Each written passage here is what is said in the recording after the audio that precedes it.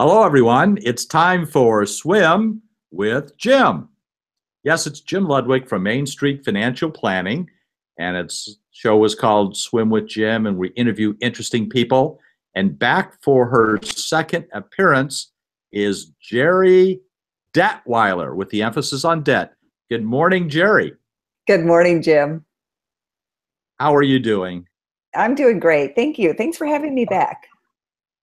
Well, you are a credit expert, and the theme this month at Main Street Financial Planning and all our blogs and video and podcasts are on debt. And we know you have some good ideas for us.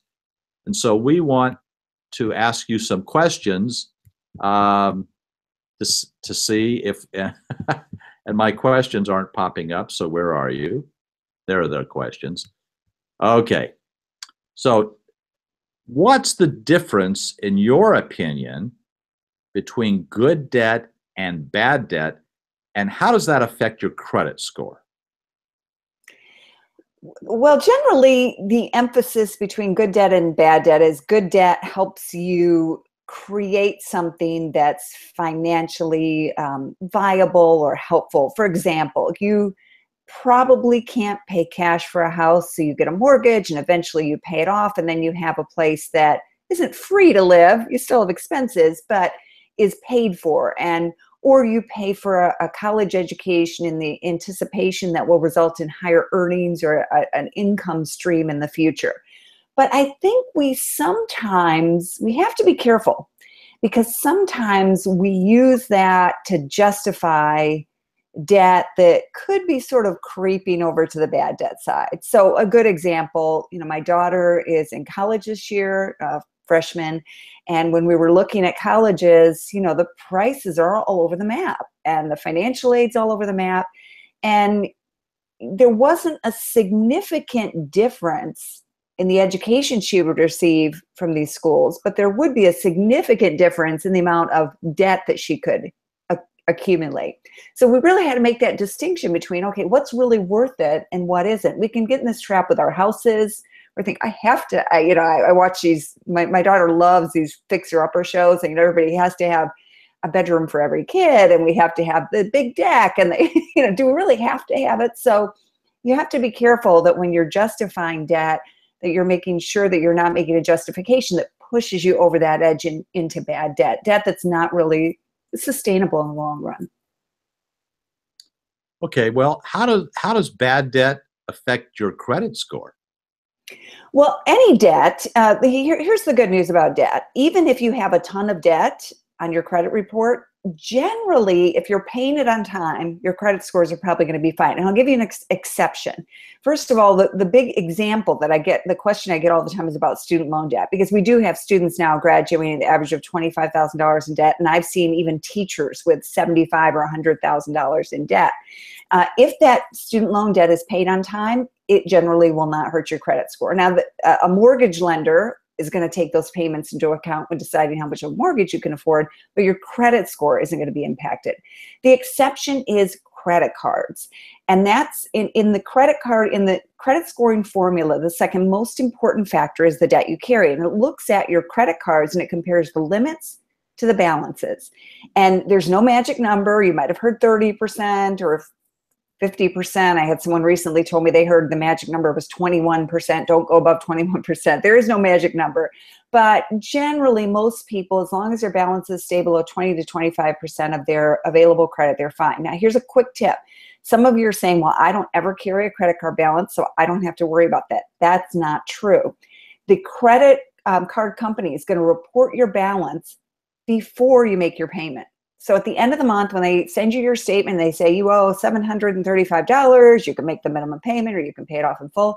That's when they report. So if you're a high spender who's trying to earn rewards, maybe you love those travel rewards or cash back or whatever it is, those high balances could affect your credit score. So check that out. If it's high, you might just want to get in the habit of paying a little bit early so that it doesn't show up as a big balance on your credit report and doesn't affect your credit score. Oh, Gerri, that is a good tip. I've been doing this a long time, and I got in the habit of every time I see my balance go up, paying off my credit card way ahead of time, even before I get the statement. maybe that's one of the reasons that my score is that good, because I don't carry balances. But the other day, I had a big air conditioner replacement that went on my credit card, and I just hate to have debt, so I paid it off right away, and I didn't know I was positively affecting my credit score. That's wonderful. That's a great tip. Yeah. Listen, how soon should people get out of high interest debt? And if they can't, what are their options? Yeah, I mean, definitely the sooner the better, because a big chunk of that payment that you're paying each month is going to a lender instead of going to you for investing or savings or whatever else. There's just things that you enjoy rather than sending it off to a bank or a credit card company. But it can be difficult. I'm not gonna sugarcoat that. It can be very difficult, and sometimes it can be a little bit of a long haul. Some strategies you might consider as you're working your way toward there is to consider trying to do a balance transfer to get a lower interest rate. If you're careful, that can be helpful. If you're not, sometimes you end up paying a higher interest rate, after the interest rate has gone up. It can help to consolidate with a personal loan. So if you get a personal loan, say at a fixed interest rate, fixed period of time, that actually can help your credit scores because it doesn't count toward that ratio we were just talking about. And it Right. also can give you sort of a date. Okay, here's when this is going to be paid off. As long as you don't then turn around and run up the credit cards, that can be helpful. But there is one thing I'd emphasize to someone who's been sort of on that debt treadmill, and they've been, on the treadmill and can't seem to get off. And every time they do get off and the cards get paid down, they get back on. Something happens and there's new credit card debt. And that is not to be afraid to reach out for help. Whether it is your financial advisor or whether it's a nonprofit credit counseling agency, there are folks who can take a look and look at it from a fresh perspective, and help you see, okay, maybe there's some things I could be doing differently, but because I've always done it this way, I haven't really thought about that. And so it can help to get that perspective. Or if you don't want to deal with it, I see this all the time where people don't even know how much they owe, right? Because you don't want to really know. You don't really want to put those figures down and see the total. Then again, having someone else review that with you could be the first step toward figuring out a plan to get out of debt. Well, do you have any books or blogs that you'd recommend for our listeners and viewers? There's so many. I mean, the great news is that there are so many different options now for getting information, and so many people now are sharing their stories about getting out of debt. When I wrote my first book in 1993, The Ultimate Credit Handbook, it was literally the only really mass market credit book out there. So it tells you how much times have changed. But a few that I'd recommend. I love Beverly Harzog's book, The Debt Escape Plan. Beverly's a good friend of mine, and she got out of debt herself. She was a CPA who was maxed out on her credit cards and got purchases denied. So here's a numbers person who ran into this. She loves to shop, and she admits it. She talks all about it in her books. So she does a great job. Anything by Tiffany Aliche, Aliche. Tiffany's a young millennial I met a few years ago, and when I first met her, I said, this woman is on fire, and she is. She is helping so many people get out of debt and start getting their finances in order. And then there's some offbeat ones. One I would, you probably read this, Jim, but the one that really sticks with me is sort of the first book to read. It's not a debt book per se, but it's a classic that talks about really understanding your relationship with money. It's Your Money or Your Life. Vicki Robbins and Joe Dominguez. Have you read it? Right. Oh, yes. Yes. Yeah, that's just a great book to sort of start your perspective. Okay, what's really important to me? So you can get a grounding and then get the motivation.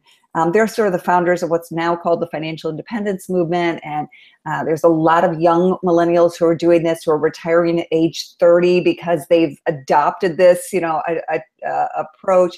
So that's another really fantastic book that I would recommend. And then certainly on my website, GerriDetweiler.com, I have resources there. I have lots of interviews. I used to podcast. I haven't been doing it lately, but I have lots of interviews with experts and authors, and I'm happy to share resources there as well. I'll put a link to your website right down below in the comments. Okay. Thank you. Thank you. Well, listen, do you have any final tips? This has been a really great interview. Do you have any final tips for our audience before we leave? Yeah, I've been in debt a couple of times and dug out a couple of times. And, it feels very overwhelming when you're in it. it can be it can be completely just, it can change your perspective on life. You can feel like I'm never going to get out of this. But in the past 5 years or so, I've read and talked to and interviewed and met with so many people who have conquered really large sums of debt and different circumstances. Some married with kids, some young singles with big student loan debt, some people nearing retirement who are saying, I'm never going to be able to retire. And so find your tribe, find the folks, the experts like you who can help you get that perspective and get that plan and hold you accountable. I'll give you one more tip. One book I read really recently has nothing to do with debt. But for me, it was an eye-opener, was Better Than Before by Gretchen Rubin. And she talks in there about your type and your style with habits. And I learned from her book that I'm an obliger. If I know someone is, if I'm going to go to the gym, I'm not going to go if I don't have someone there waiting for me, right? I just won't do it. Will not happen. But if someone's waiting there, I will be there. I will move heaven and earth to get there. So I'm the kind of person who can benefit from working with someone, working with a professional, or working with a credit counselor, or working with someone who's going to hold me accountable for that. And so if that sings to you, then make sure you reach out and get that help that you need. Boy, that's fantastic recommendation. And after we're finished, I'll be talking to you about my accountability people, whether it's Anna, my financial planner, or JJ, my personal trainer. I find using someone else helps me achieve the goals. It's hard to do everything on your own. It just is. Anyway, today we've been talking to Gerri Detweiler, the emphasis on debt. And she's a credit expert, a blogger. She is part of a company called NAV. I'll be looking at that. And folks, thank you very much for tuning in. This is Jim Ludwig, and you've been listening to Swim with Jim.